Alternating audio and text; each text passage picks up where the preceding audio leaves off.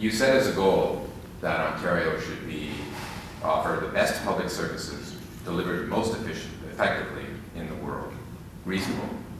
I think so. It came to me in a moment. It wasn't something I had premeditated. It was during an interview with Steve Paikin on the agenda, and he and some of the other guests were kind of giving me a hard time for being relatively lofty in my objectives for the public services in Ontario. And as I was thinking about it, I originally thought about it from the inverse. What country or what entity in the world has a legitimate claim to be superior to Ontario public services? We have the highest percentage of people in Ontario with some form of post-secondary education. They're typically hired by governments. Almost everybody in the Ontario government has some degree of post-secondary education, much more so than any other entity. Why wouldn't that translate into the best services? And we have access into the knowledge of every other market in the country. So I guess by inverse, I think it's a reasonable proposition. Why would the United Kingdom, France, or Germany, or anybody else, or British Columbia have an advantage over Ontario? So hence, why wouldn't Ontario be number one? The other reason I loved it was because it moved beyond the notion of simply doing this for fiscal reasons. Right. In other words, to set a target that is terrific in the context of public administration. Well, another one I said without thinking about it too much at the time, but I think it's true as I reflect upon it. Of 366 recommendations, I think 365 of them should be implemented even if you were in a huge fiscal surplus. Because why would you want to be distrustful and wasteful of public taxpayers' money? The one I probably wouldn't have recommended if we had the fiscal money in Ontario would be the full-day kindergarten. Because unlike the marginal reduction in classroom size, there is some evidence that over the long run that does have some benefits, but it's over $1.5 billion. But all the other ones, even if you had the surplus, if you didn't need the money, you could run it efficiently and more money, then why not just give it back to the people in tax cuts? You must have been encouraged by the April budget because it had a lot of your recommendations in it. Well, I was even encouraged before that. And of course, some of them were implemented before the April budget. I thought the most important signs to me they were taking it greatly was they adopted the machinery of government changes. So first of all, they created a cabinet committee led by the Premier to review this exercise and do the implementation. That had been I always say in public policy, the great lament is they won't allow us as public policy people to conduct experiments or we'll ruin people's lives. And they're like with biologists or physicists, we can't have experiments. So you have to cherish the examples you've got. And all the examples of fiscal retrenchment that worked in Canada, the Roy Roman in Saskatchewan, Klein in Alberta, Harrison in Ontario, Martin in the federal government, were all led from the top.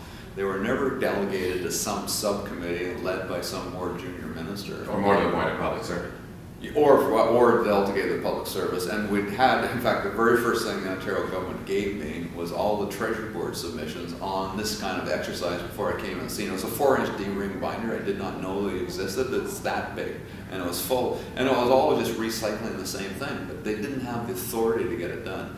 So the fact they created that internal machinery of government, and then they also, of course, they put in the Deputy Minister of Finance to be the Secretary of Cabinet, which me signaled, okay, they get it. Fiscal is going to dominate their life. Let's get the fiscal guy in there. And then, it kind of bothered me at the time, but they took the head of my secretariat and put it as number 2 in support of the cabinet. And then right after the budget, they took 5 of the 7 people that had been on my secretariat and created an implementation team within the cabinet. So sometimes if you work in a government, some people go for the tangible stuff, what measures are taken, and I kind of look at the inside, because if you want to stall something, just make sure you've got an inefficient process and you guarantee it's not going to happen. So at least they created the possibilities with the internal machinery of government changes to do something. Minister Duncan was stopped, as you know, when he tried to, in the omnibus budget bill, do some offloading. Yeah. Do you see that as a blip or as a showstopper? Do you think Well, I'm hoping that maybe it'll come back with a few changes, but I'm hoping it'll come back as a separate bill. It's a little bit on a smaller scale what's happening in the federal government with this absolutely immense omnibus bill. It's funny, at the federal level, I don't think there's a single day I don't pick up a paper and find out there's something in the omnibus bill that I did not know was in the omnibus bill. So, and there was a lot put in the budget omnibus bill for the Ontario government. So hopefully it's not dead by any means, because I do think that is going to be a critical part of it. I'm absolutely agnostic of whether the public services are delivered by a public body or a private body.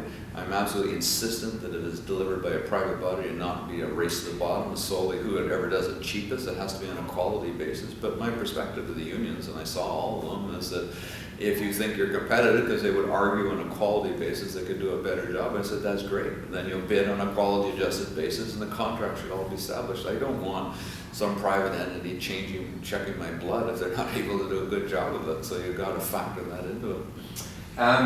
This is a bit of a sidebar, but the whole omnibus budget bill tradition or process that seems to be starting, very alien to your experience, I guess. What do you think is behind this? Well, actually it's not. As most things in life, it's just another step along the road. Okay. So when I was in finance, and keep in mind I was there from 77 to 2000, we were always pushing the envelope with the omnibus bill, but our lawyers were always insistent that there had to be a link in the budget. But sometimes you had to really be a insider to recognize the link. You know, for example, if you wanted to put something on a clean air bill in it, you know, there could be a sentence to say, you know, it's nice to wake up in the morning and look at the blue sky.